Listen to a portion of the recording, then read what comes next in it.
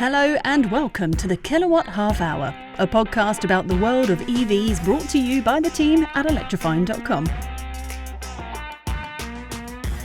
Hey team, right, on this week's Kilowatt Half Hour we discuss all of the stars from the 2026 Goodwood Festival of Speed, from city cars, hypercars. I mean, this was the year when the festival went truly electric with some unbelievable cars that we got to see for the very first time. So we're also going to be answering your buying questions. We're going to take a look through your thoughts on last week's episode. We're going to talk all the things.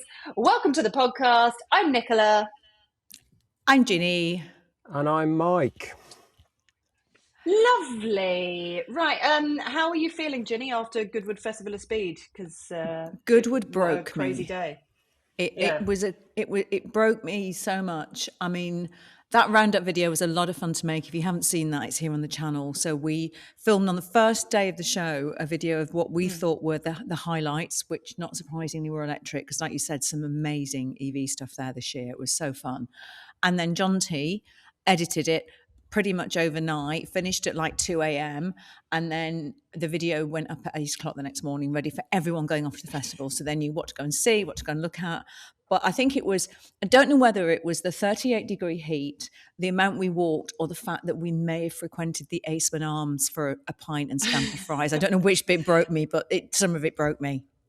It was all of it. It was all of the above. And also, I don't know if you had the same, but when I got back, I had a shower and I washed my face, and the amount of dust and dirt on my face, it was so dusty. It was like, if you were going to go, make sure you did not wash your car beforehand, because you go back out into the car park and every car was filthy, and so was my skin. I know. I did that horrible thing where you blow your nose and you go, oh, that's really not pleasant. So sorry about that. Yeah. Mike, are you quite glad now you've heard Nicola and I talking about it, that you gave it a miss this year? Or were you watching from afar from your air-conditioned, lovely, cool office thinking, I do actually quite wish I was there?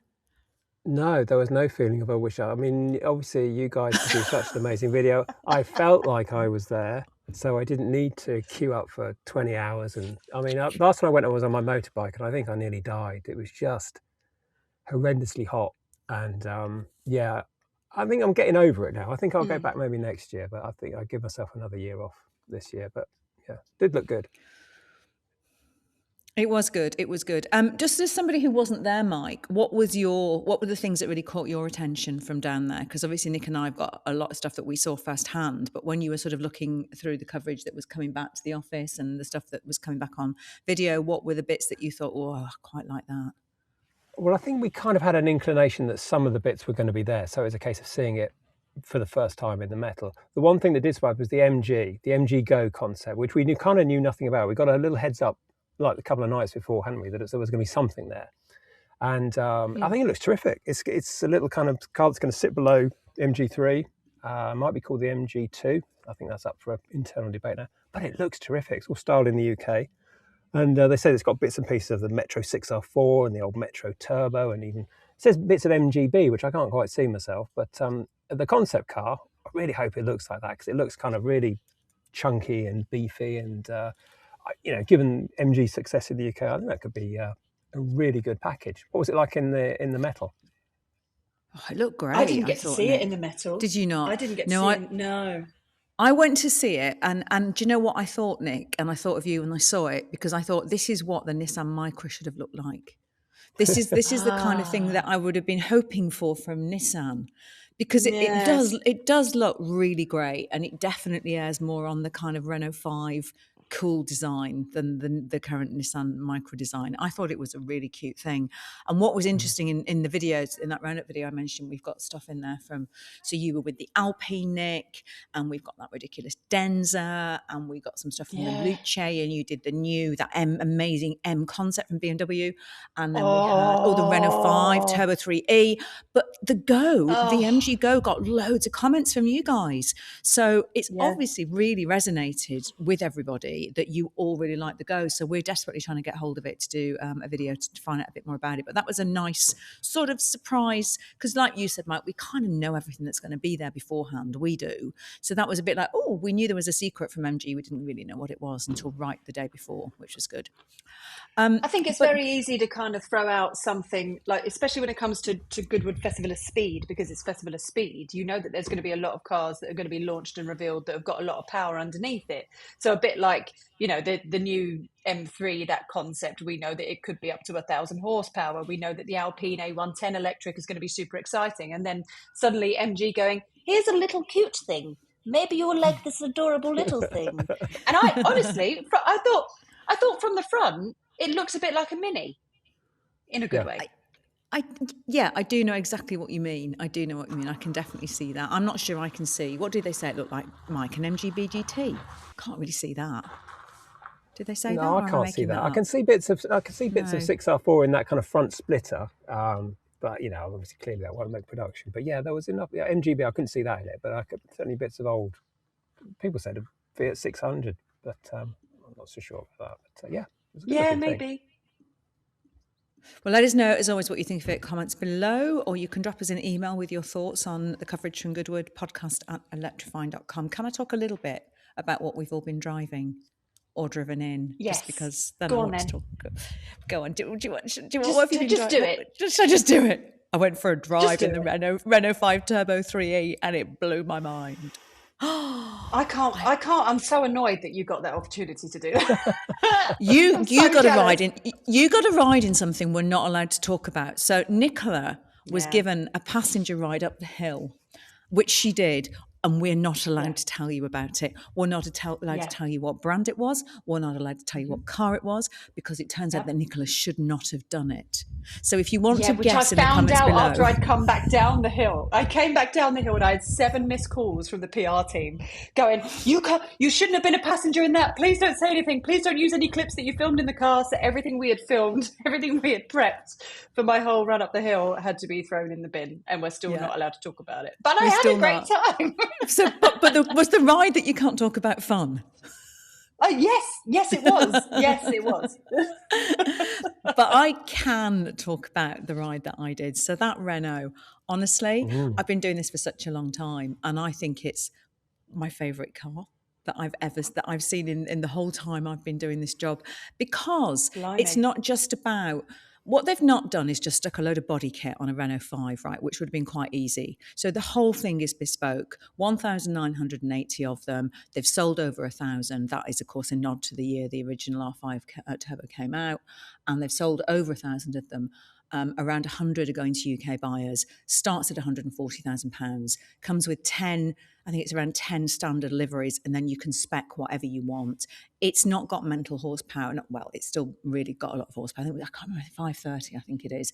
But I think in a world where we're just seeing lots of 1,000 horsepower, straight line performance from EVs, what's lovely about this is just, it was insane into the corners. And it's just, I was in with the chassis development driver, this very lovely Frenchman who's been working on all of that. And it was just so much fun to drive, and I cannot wait to drive it. And I really want one. So it has inspired me to work a lot harder so I can earn some pennies to buy myself one and be one of those 1,980 people. And I saw it for the first time in red. In the red, it looks utterly amazing. It was nice in red. Really nice in red. I love that massive rally handbrake, and I love the fact it's got a roll cage. But he also said to me, we've engineered the chassis though so that you can drive it around town. I was like, so I can go to the supermarket? And he was like, absolutely. So they've not just created something. I want to go to Tesco in it. That's what I want to do. I want to get one of those in and take it to Tesco. So that was one of the most fun things I've done ever in my career in this industry, that car, because I just loved it when I saw it. I really did. And it lived up to my expectations. It's just a bundle of joy and happiness. And guess what they call it? They call it a mini supercar. And that is my nickname. You guys sometimes call me Mini Ginny. You call me that, Nick, don't you? We Mini do. Ginny. Yeah. So it's literally been made for me. So Renault just has to send me one, please, because it's got my name on it. But that I loved. I did love a lot. Good. Okay. Well, now you mentioned it, though, I'm sure they'll just gift you one. Yeah, I'm sure they will, just for the 140 grand, yeah. And then Renault, sorry, not Renault, and also the good thing though is that the platform and all the underpinnings for that car have been developed with Alpine's developed them, so that's going to form the basis for the Alpine A110, which I think it's fair to say we're all very excited about as well. Yes. That's a big yes from me, because the petrol version of the A110, I love that car so much. Yeah. So I'm excited. I'm excited for the A110. My poster cars as a kid were Group B rally cars, because that was my era of being into cars. So mid-engine, all-wheel drive, generally based off a Super Mini like the Peugeot 205 T16 and the Metro 604. So this car just ticks, and it's electric. It just ticks all those boxes for me. And if there was a way I could find 140 grand to get one of those, I would, short of selling including selling a body part, I would do it, because I think it just looks brilliant. Which body part would you sell? Oh, well, some bits of my body really aren't worth anything. It certainly wouldn't cover because right. There was a friend of there was a friend of mine there, Rob Gill, who's the motoring editor at The Sun, and I was saying how much I want, and he was like, "Put it through the business, have it as the Electrifying company car. You could brand it, you could take it to things." I was like, "Let's talk to Ben, our money man, about that, Mike. What do you reckon? Should we try and convince him?" Yeah. I mean, he doesn't really sign off train fares for people, but I'm sure he'll be signing off a 140 grand. But if it's officially a company car, like, we all just like borrow it for maybe a couple of weeks of the year. Like, it all just gets passed around the team. This is a great idea. I'm working on him. Yeah. Other things that we saw there, which I saw, was I saw the Luce, which was quite curiously hidden behind a curtain on the back of Ferrari's stand. So it wasn't available for everyone to see. You had to have a special invitation to see it. And this is why I love that they did that. It was very funny they did that. I hate being wrong, as you know. I didn't hate it as much when I saw it, because I do think it looks better in the metal than it does in photographs. It also makes a little bit more sense when you see it, and you cannot fail to be, the build quality on it and the attention to detail and all those different elements. I know you're smirking, Nick, I know you are. But the really weird thing is the wipers. The wipers, they look like robot hands at the side of it. They're just plonked on at the side. These massive wipers on the side of the windscreen. They look really weird. They look like they've been added on extra. But I know I'm not convincing you, Nick. You're still not.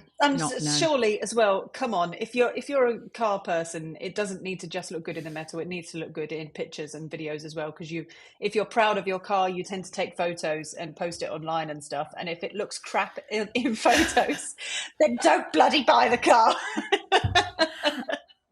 No, can't convince me on that. I'm afraid, not for me. See, I don't know if I'm that attached to Ferrari as a brand. I've just never, the supercar thing has never been, that performance car has never been the thing that's got me. A bit like Mike, I've been a hot hatch girl. That it was those cars that I loved. And maybe because they were so unattainable to me, that I'm not that attached to Ferrari's heritage that I'm a bit outraged by it. And I guess what they're doing, they're thinking that this will be a completely new, almost new set of buyers that will come in and buy it. It's not going to be the traditional Ferrari owners. So I don't know. I thought it was, when I saw it, I thought it was actually really interesting, and it didn't offend me because I'm perhaps not as attached to Ferrari's heritage in the way some are. I don't know, Mike. You actually don't mind it, do you? I don't mind it, and I would like to have seen it in the metal, because I think there's a lot of surfacing on that car that doesn't come immediately obvious. That kind of front splitter, the sort of bonnet height one, where you can just see through it, and it just looks a bit of a blob in the pictures. They haven't helped themselves, I don't think, with that. But I don't have an objection to it, because they were briefed to build something that wasn't a Ferrari, wasn't a normal Ferrari. So I think it kind of answers that. Yeah. But Nicola still smoking. I'm going to stand. I'm standing with the internet on this one. Okay, should we slap a Nissan badge on it, Nick? Slap a Nissan. That'll do. Do you know what that'll do? That'll do. Oh dear. So should we move off Goodwood for a moment? I was going to say, I think on the Electrifying YouTube channel, either now or later on this week, will be my 4th date with the VW ID Cross. It will be. It's on now. It will be on now. Will it be on it's there? Utterly brilliant. It is the best intro to a video I've ever seen in my life. It's utterly brilliant. There was a duvet involved. If you haven't watched it already, there is a duvet, there is wriggling of feet. It is utterly brilliant. As soon as you've watched this video, head over there and watch it. You can also watch a first drive in the Denza Z. You can watch the Ferrari Luce first. The updated Aria.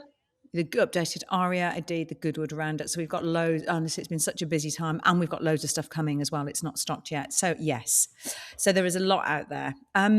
Mike, let's move to things that are slightly more affordable than Ferraris and Denzas and, you know, Renault 5 performance cars, and talk about bargain of the week. Have you got any bargains for us?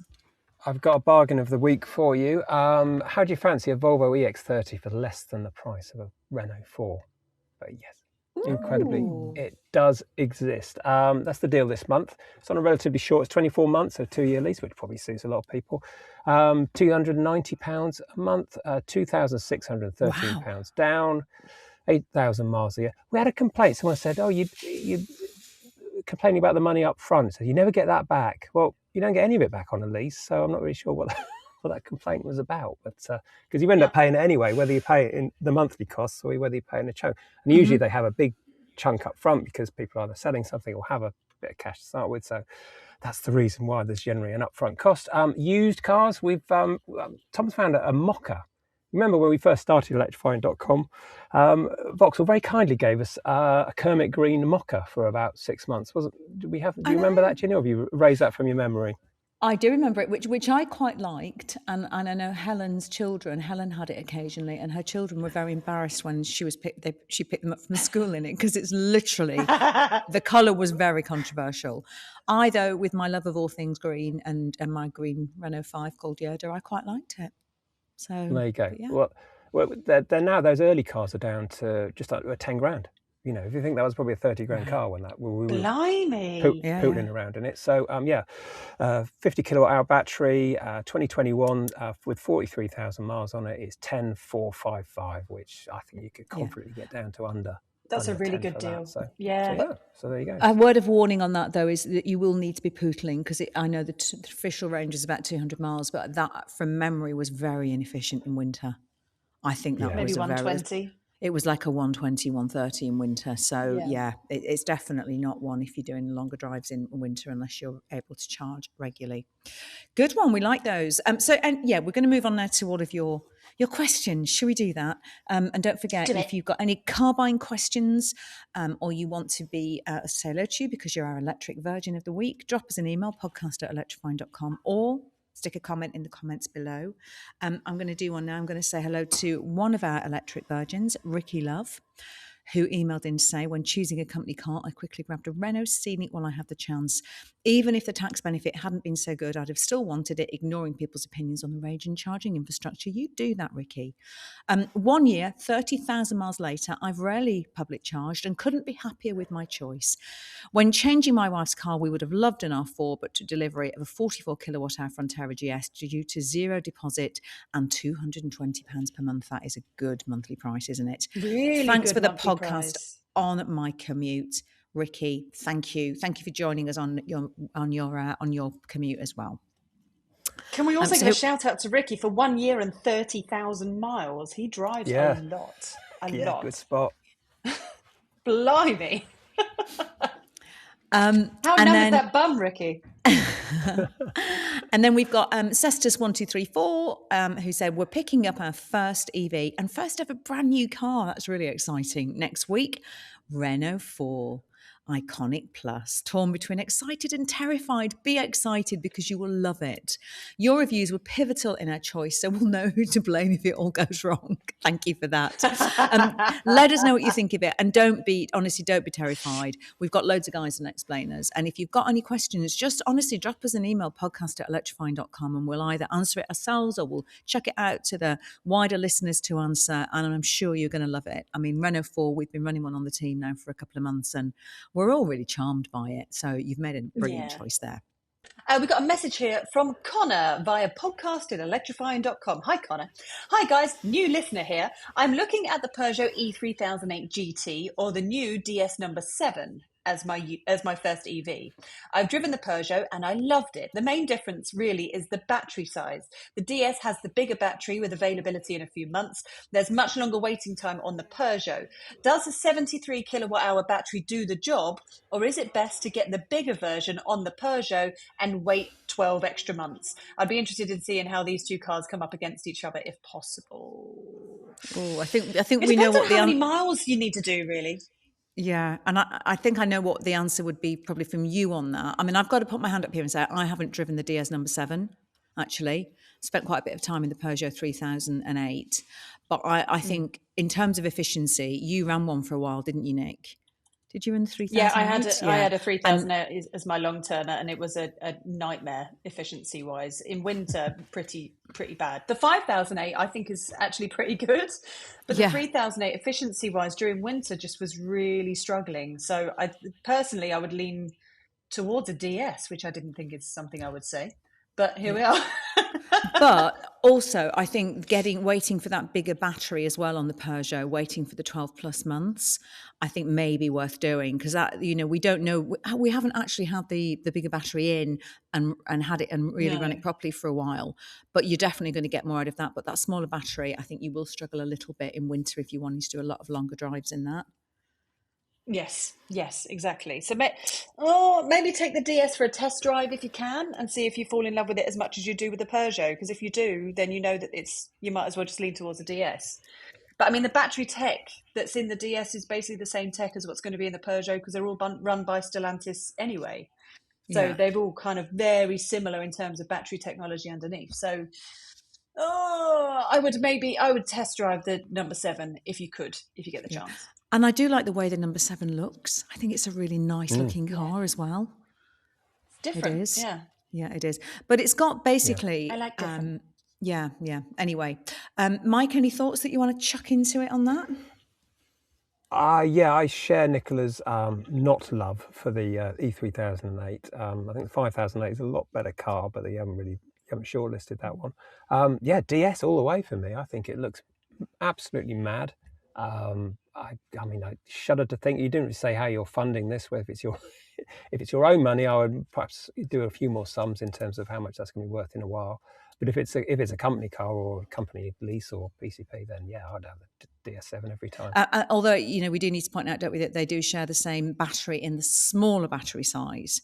So if you are after something with more range, then it would be worth waiting until that Peugeot brings the bigger battery in. But I think the DS is a nice looking car. It's very pretty. Yes, very pretty.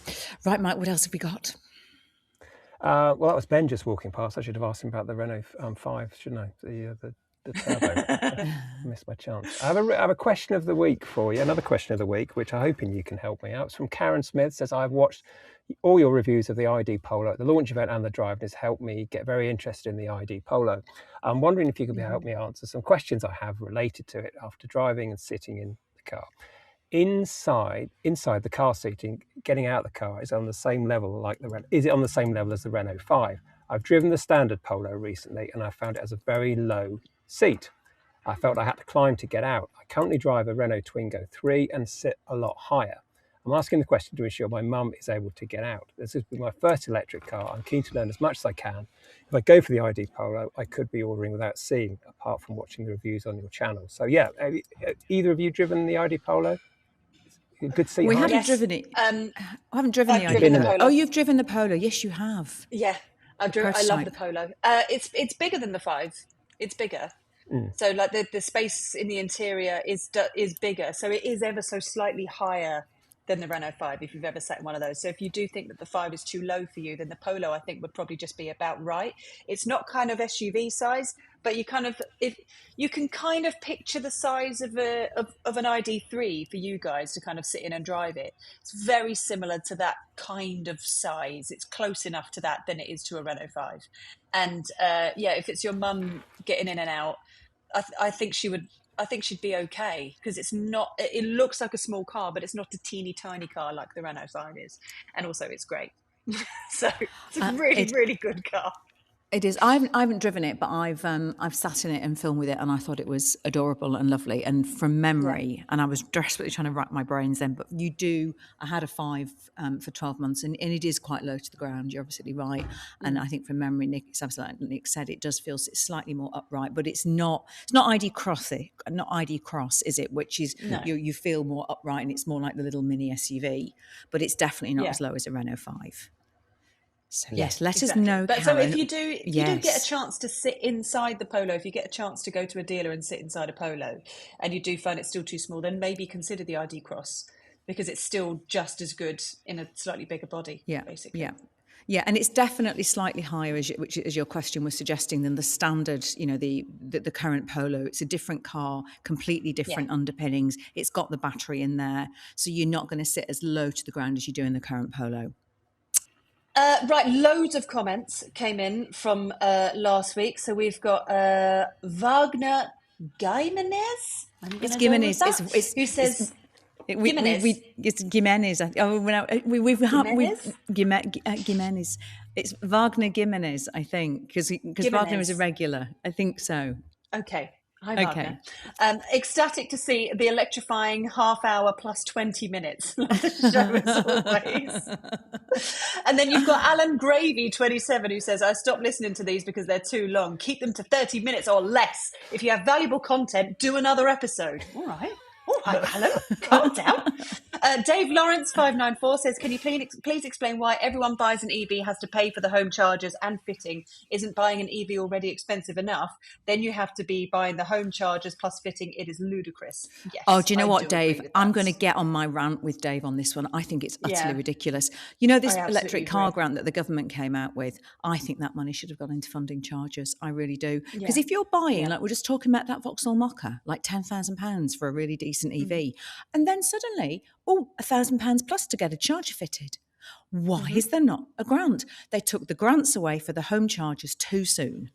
And I think the government should have absolutely done that. And I think it will help boost the used EV market. And as we all know, that's great for new sales. I completely agree. I think, Dave, I'm with you. If you want to start a petition, Dave, you send me a link to it. I'll sign it. Okay. Good. Anybody joining us, let us know. Yeah. Then you've got Urban Strencan who says, this is a good one for Mike.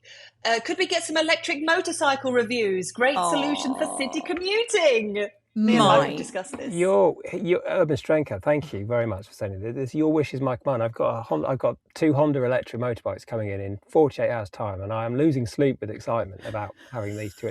By the way, you two, while I've got you on, when I was booking those in, the lovely PR chap at Honda said he wants to put you both through your bike test on a Honda. Yes. So, I'm in. We're in. We're doing it. The many hundreds of people that listen to this podcast are my witness. You both said yes, you'll do it. 100%. 100%. Yeah. Okay. Yeah. And also, can I also just say, in answer to that thing that I said about a year and a half ago, that I was going to go charger free for a month, just to see what it's like. I am going charger free for 6 weeks from the middle of August, because I'm moving house and I'm not going to have a charger. So that promise that I made, I'm finally going to deliver on it. And yes, I know it's not in the dead of winter, but it still will be interesting, I think. So I'm going to be charger free. And yes, I know I'm going to do it in a BMW iX3 with a range of 500 miles. Yeah. But I am doing it. And we will absolutely, and we'll do our bike test, but only if we can do it together. Okay. So I'm absolutely. I would love to do my. I've always wanted to do my bike. That's a good video. Okay. Absolutely. We'll do that. Yeah. Okay. We do. And can we do it on electric bikes? Is it going to be on electric? Yeah, it's going to be on electric motorbikes. Honda want to give you the bikes to do it. Yeah. Mike, if you could organise that, we are definitely in. Okay. Brilliant. I want all the gear. I want all the gear. I'm so ready for this. I'm going to make it my whole personality. All the gear, no idea. Okay. Yeah, exactly that. So we're going to get just coming back to this one from Urban Strachan. Mike, can I just say, Urban Strachan, I know is a regular listener and regular commenter on the podcast. So you did actually ask him to send that in, didn't you? You've messaged him. You know what? Yes, you have. You've messaged him. I was thinking of faking a letter, emailing in from somebody, but I got fed up trying to set up a fake Google account, so I gave up. And then, by some miracle, he messaged. I think he leaves it message twice on the last episode about electric motorcycles. So yeah, your wish, Michael. Well, we're in. We're in. I know. We're so ready for this. We're doing it. We're in and it's happening and it's good. And also Mike's reviews on electric motorcycles will be coming to the website soon. And you might do some YouTube shorts as well, I think. Is that right, Mike? That's my plan. Nice. That's my plan, yes. Good. We're looking forward to it. Okay. Special Cirques has sent a comment. Ooh, don't be a shill for Ferrari badge. They don't need you to do that. They have the most exclusory, elitist approach to customers. I don't think they're to be admired. Okay. Don't mince your words there. I know. Sorry, I've probably joined in a bit.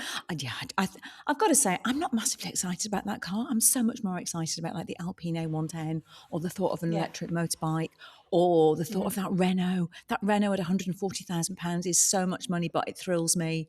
450 grand Ferrari doesn't thrill me as much. Anyway. No, just the Polo GTI would just be great. Just be great. Yeah. The Reval VZ, I'm excited for the Reval VZ. Oh, beautiful. Just like we don't need the big expensive stuff, do we?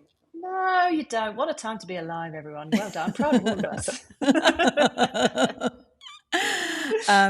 Have you got some? We were requesting group test ideas, weren't we? So we had loads of good suggestions. So have you picked out some of your favourites, Nick? What right, should so we do? We've got Brian Davis 6074 who says a Peaky Blinder would be a big group test of 7-seaters. EVs now dominate, and the price range, charging, load space, utility, luxury, size matrix has become very complex. Unravel it for us, please. Wow. Ooh, Were you asking us to get all 7-seaters together? That's a good idea. That's a big test. Okay. That's huge. But yeah, That's a long day filming. I think we need to do that before we'll do it before the clocks go back, though. Yeah, deal. Yeah, good shout. And then Richard Piper 4828, who says, are your suggestions for EV twin test or triple test? Can I put forward the following? The ID Polo versus the Renault 5 versus the Ioniq 3 versus the Cupra Raval and the Alpine A290 versus the Peugeot 208 GTI, the Skoda Epic versus the Renault 4 and Kia EV2. Wow. Okay. Are we just going to do all of it where they're all together? Because I don't think I can multiply myself that many times. I mean, I'll give it a go. We have done a video where there were 5 Nicolas, but I think even this is stretching it, isn't it? Do you remember there is a line somewhere? There was a video where we shot 5 versions of you for a video. Can I just say, behind the scenes of that video, I had to run in and get changed so often of like, we're now going to do this. What version of me is this? Blue top, run in, quickly get changed on the blue top, go out, do a very short piece to camera, do that. Right, what's next? Yellow top, run back in, change my top. I can't. Help me. We won't. But Richard went on to say that he test drove a Cupra Raval at the weekend and was mightily impressed. I know, as have we been. Nice. Not as pretty as the Renault 5 Alpine A290, not quite as sharp to drive, but could not get over how refined it was to drive, and its marginally larger size makes it more practical. The MEB Plus Quartet appeared to be a return to VW at its best, and I think we'd agree with that, wouldn't we? And this has been one of the stories that we've all been happy about this year, Mike, don't you reckon? That just seeing VW Group coming out with cars that we've all gone out to see and come back and gone, it looks great. I mean, heaven knows, we waited long enough, didn't we? But finally, I think these MEB Plus cars, this sort of second and a half generation electric cars now are just really the ones. Yeah, they go perfect, aren't they? So they're really good. I'm really looking forward to when they're out and about. Yeah, and I think we will do some kind of group test with them all, but I'm not sure Richard will be able to include all of those. But if you aren't already, do subscribe to the channel, because we actually are filming with a few of the cars that you've mentioned in that list over the summer. So we will have some quite fun stuff coming for you in the autumn. So if you're not already, make sure you subscribe. Mike, what have you got for us? Well, last week we mentioned wheels, steel wheels in particular, and whether they had any love in the greater thing. So I'm convinced that everyone just wants alloy wheels, and it's only journalists that like steel wheels. But I'm wrong again. So at Julian Allen 515 says, I'm with Ginny and Nicola on Team Steel Wheels and Long Boys. There you go. So you can use your term. I spent the last 16 years in Canada, and I know how winter tyres come into their own. My ID3 Pro S has 20-inch alloys, but I bought 18-inch steelies for my winter tyre set, and I much prefer them. The riding efficiency and cleaning up all improved. So there we go. Steel wheels. I love it when we're right, don't you, Nick? It makes me so happy because we're wrong quite a lot of the time. It's so satisfying. So and Martin Gill 6996 says, I still believe there's a market for a pared back, no powered tailgate equality EV concentrating on the comfort essentials with Steely's long range and buttons. So there you go, you've got buttons as well. Martin, And, 100%. Can I just say that powered tailgates drive me mad? They I always quite like stop. a powered tailgate. That's because you're lazy. Come on. It's because you're bougie and lazy. Yeah, that's true. I always manage to just jam mine halfway or forget and then pull it down and it gets stuck or it goes on my head, or I like a manual Just tailgate. do better.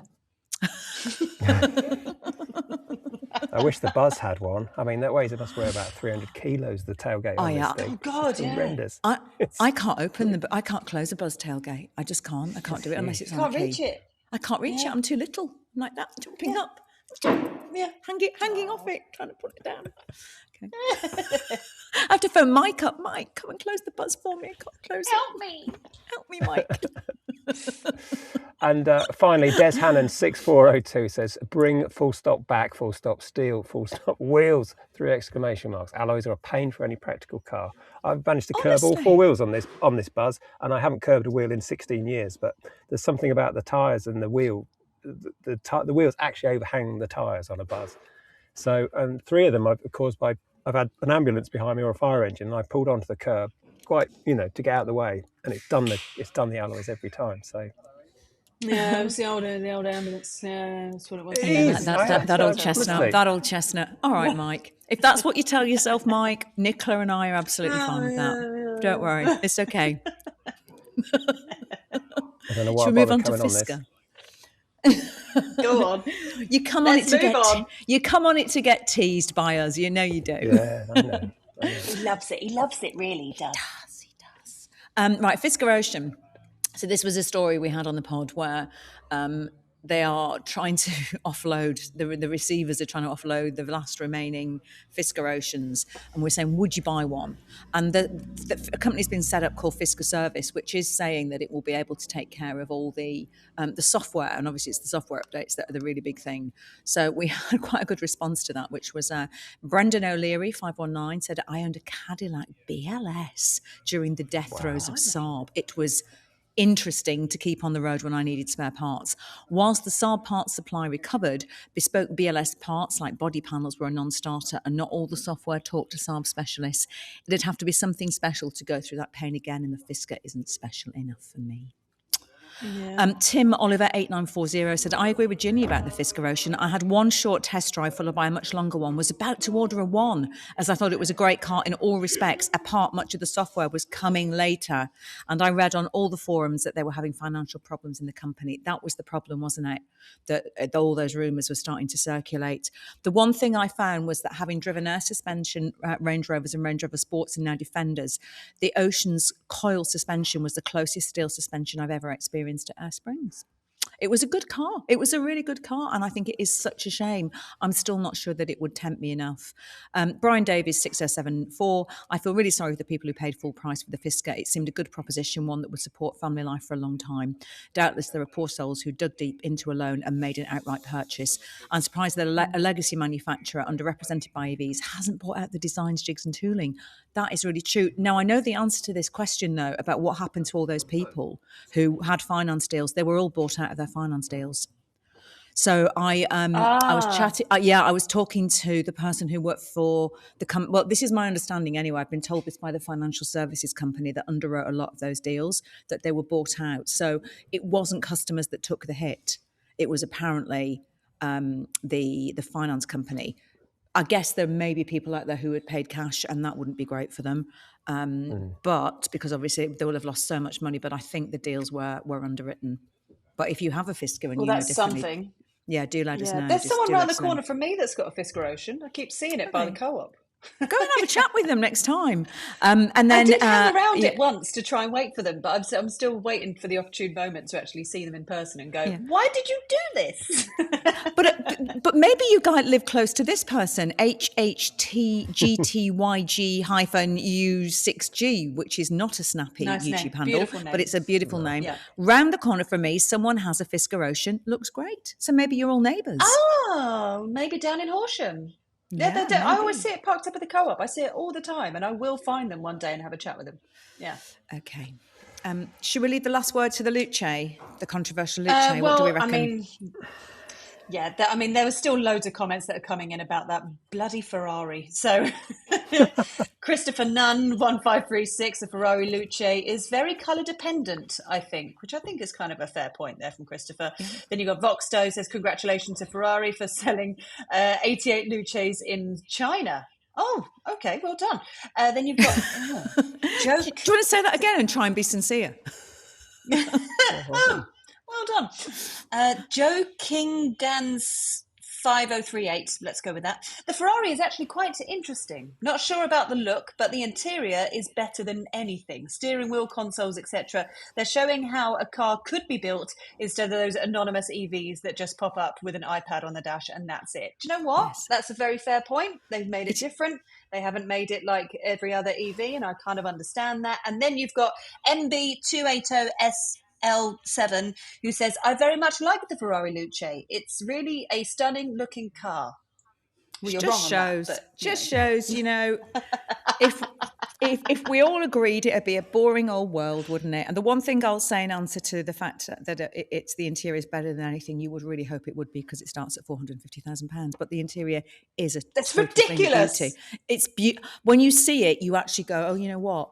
Oh, it's so nice in here. It is beautiful. There's some very clever things that they've done. The key is a work of art. The key is magical. But anyway, yeah, you'd want it to be, wouldn't you? No, Yeah. not for me. Yeah? Yeah? Are we done? Is that Yeah. it? Oh, no. Okay. done? Okay. Are we done? I'm only We're distracted. done. I'm only distracted because the wasp in the car and it keeps going for me. And if I'm on here any longer, it's going to get me. So Are you kidding me, Mike? no, well, I'm calling Get it in out the the buzz. car. Well, no, I mean it's Yeah, but you might it's die. dive bombed me a couple Mike, of it's times. 38 degrees again. And there's a Wasps. delivery driver I don't outside. understand wasps. They're little evil bastards. They have no purpose and they're only out to hurt you. They're horrible things. Okay. I think this is our cue to leave everybody and say I thank think you for it is. joining us, the Kilowatt Half Hour, plus 10 or 15 minutes before Mike gets attacked by a wasp and Nicola loses it completely. We'll see But you if he's next there time. too long, Ginny's going to have to start paying the wasp, and we don't have to do that. So let's say goodbye now. It's Can't do that. contributor Let us know all your comments below, and you can email us podcast@electrifying.com. And thanks for joining us. Goodbye. Bye. Bye.